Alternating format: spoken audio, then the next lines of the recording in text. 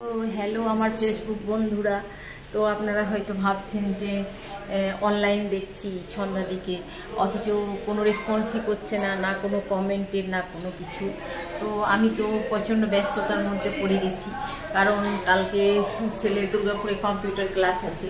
তো যে কারণে ওকে আমি বাইরের খাবার খেতে দিই না।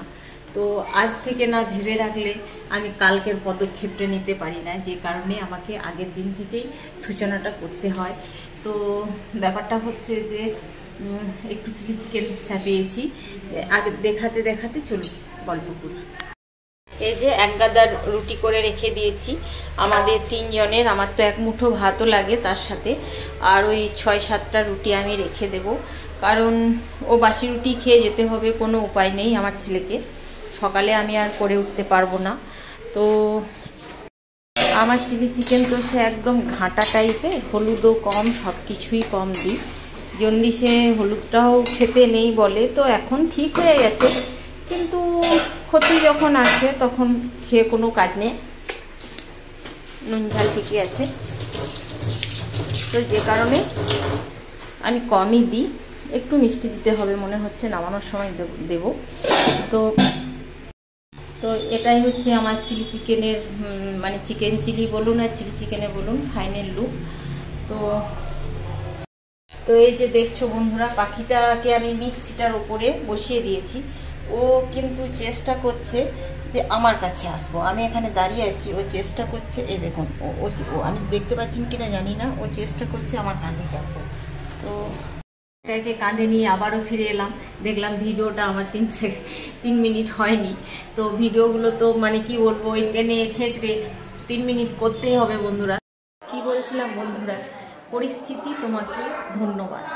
কারণ কিছু কিছু আপন মানুষের মানে এতটা মুখোশ দেখতে পাবো ভাবতে পারিনি।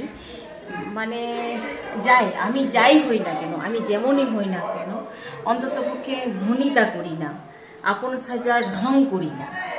আমি যেটা বলি সেটা মুখের সামনে বলি।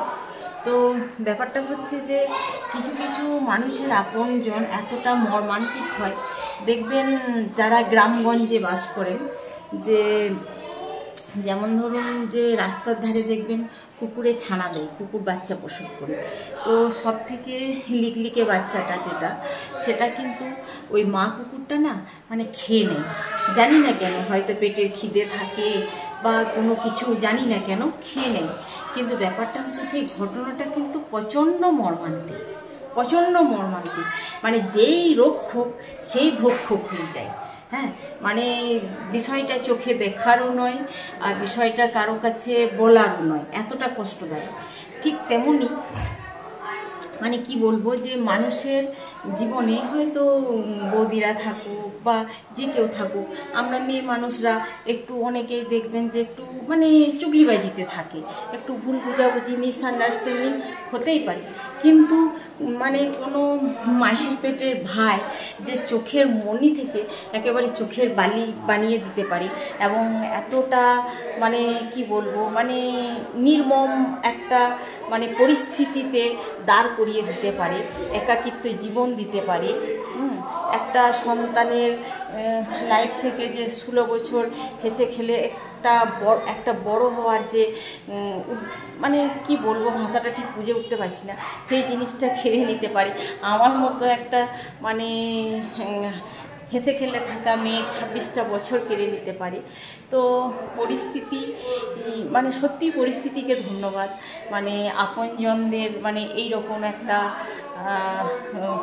খোলস ছাড়া মানে মুখোশ দেখানোর জন্য।